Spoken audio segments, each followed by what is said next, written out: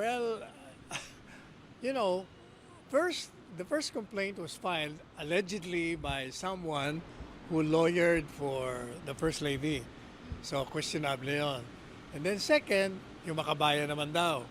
But the leftist has conspired with the administration party to file impeachment proceedings against Inday Sara last year, di ba? Nagkakukutsabaan sila eh. Yung third naman, kilala ko naman yung third, sila Chavit saka sila mukhang okay din naman yon.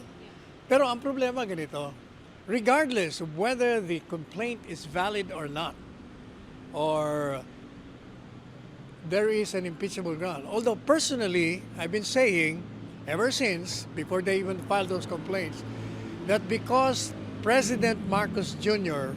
signed the law creating the budget of 2025 by virtue of the command responsibility, since he prepared the budget, and despite the fact that he knows that the budget he prepared under the DBM has been changed and there has been insertions, and that became the source of the corruption of such magnitude, he is therefore liable. And that is a betrayal of the public trust.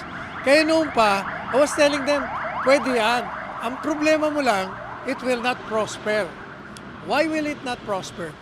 It's a numbers game. They control Congress. So wala rin mangyayari. Ang tingin ko dyan, yung dalawang complaint, moro-moro lang yun. Kunyari lang yun. Para sabihin na, bumaba kami kay Yung pangatlo, totoo yun, talaga namang may ground. Kaya lang, wala rin mangyayari. Kasi numbers game, dismiss yan. Baka matulog yan sa Committee on Justice.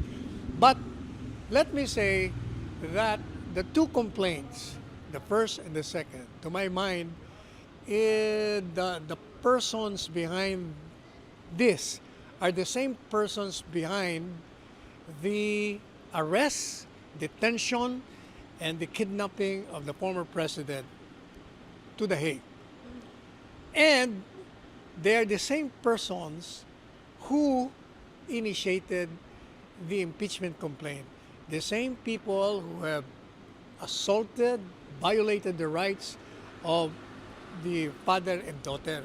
Because the purpose is precisely to eliminate Inday Sara as a candidate in the 2028 because she's very strong.